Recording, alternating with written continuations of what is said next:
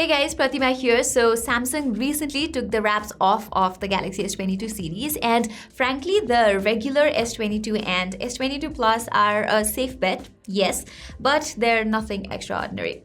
However, the S22 Ultra, the S22 Ultra is pretty special.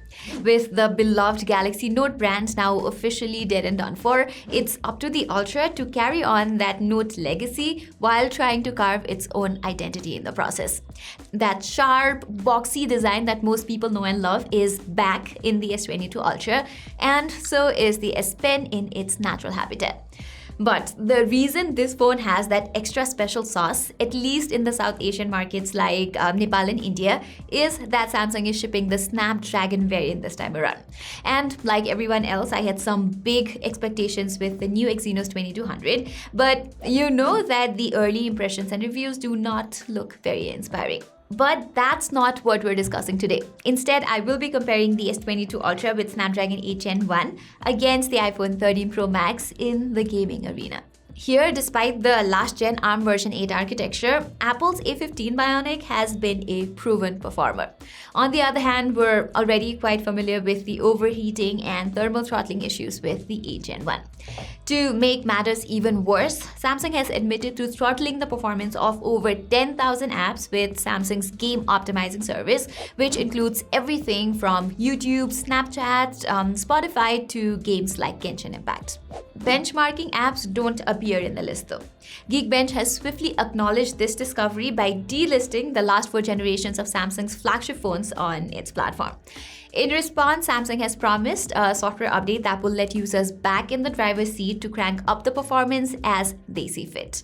Anyway, let's start with the good old Antutu benchmark. Here, the S22 Ultra draws first blood with a score of over 9 lakh, whereas the iPhone 13 Pro Max manages about 14% lower total. I also put these two devices under 5 consecutive Antutu cycles, which lasted for about an hour, and as you can see, the S22 Ultra still posts higher scores. However, the iPhone delivers a much steadier result with just a 6% performance drop between the first and the fifth run, while that number comes to roughly 10% on the S22 Ultra. The 3D Mark Wildlife Extreme Stress Test shows superior performance and stability on iPhone as well. Likewise, as you can see from this chart, the S22 Ultra's performance dip is quite significant in the GFX Bench Stress Test too, where the iPhone's 10th loop score is similar to first loop score of the Ultra.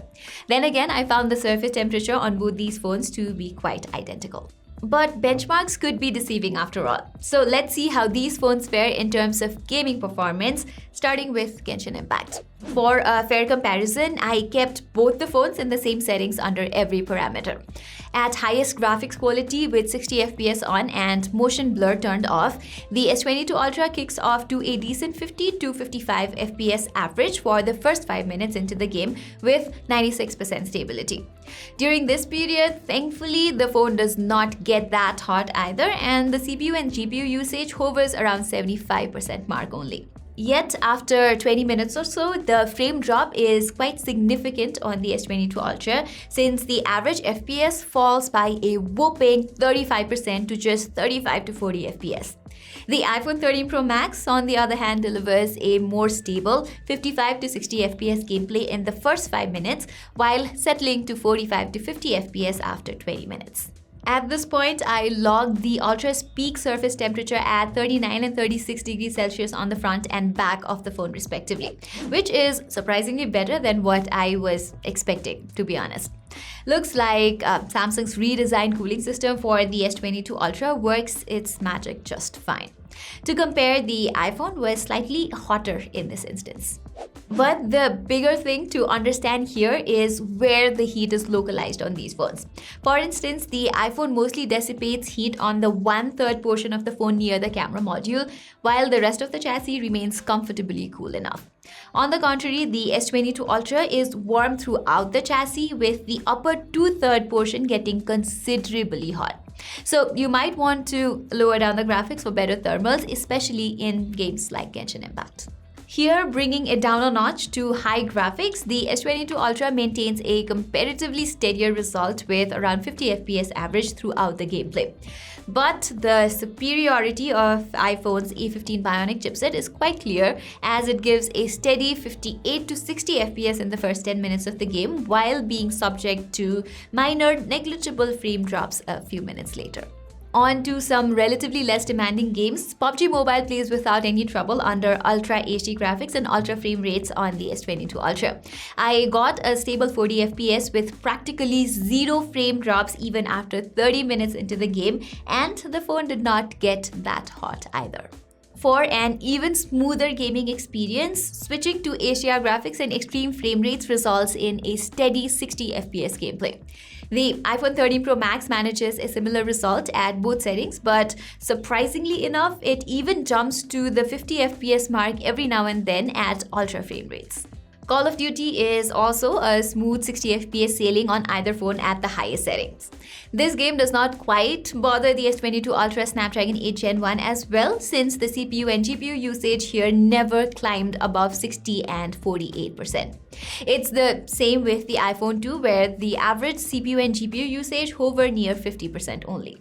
Additionally, both phones maintain an exceptional surface temperature on Call of Duty Mobile, never going beyond 35 degrees Celsius on either side. I also played Brawlhalla on these phones, which is yet another game that's easy on the processor. Needless to say, the S22 Ultra and the iPhone 13 Pro Max handled it without breaking a sweat, all the while maintaining excellent temperatures. Asphalt 9 was an interesting test though. The iPhone even has the 60 FPS option unlocked, whereas the S22 Ultra is limited to just 30 FPS. And under 60 FPS mode, the iPhone manages a stable 60 FPS gameplay where the phone does start getting warm rather quickly. When dialing it down to 30 FPS, the phone still pushes 45 to 60 FPS occasionally, but the average FPS ultimately comes in the ballpark of 30 FPS.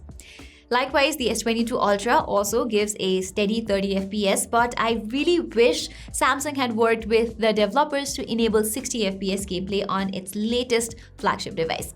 I mean, it's almost embarrassing to have to be content with 30 FPS gaming on such a high-end phone, right? But things do take a turn in Samsung's favor when it comes to high FPS games though. For example, both Injustice 2 and Critical Ops max out at 60 FPS on the iPhone, while the S22 Ultra handles both these games at their highest settings under 120 FPS. Still, I did notice minor frame drops on Injustice 2 after about 15 minutes or so, where the phone falls to 108 to 114 FPS during such a prolonged gaming session. Critical Ops resulted in a similar experience as well, with a slight frame drop from 120 FPS on the S22 Ultra after some time, whereas the iPhone delivered a stable 60 FPS without any hiccup. The 120Hz Pro Motion display on the iPhone 13 Pro series was a pretty big deal, but fast forward 6 months later, Apple is yet to extend this smoothness to the majority of third-party apps. However, the company is all set to introduce 120Hz refresh rate support for all apps with the upcoming iOS 15.4 update. And you know, the developers have to optimize their games to take full advantage of the 120Hz display too. Moving on, I also played a couple of emulator games on the S22 Ultra.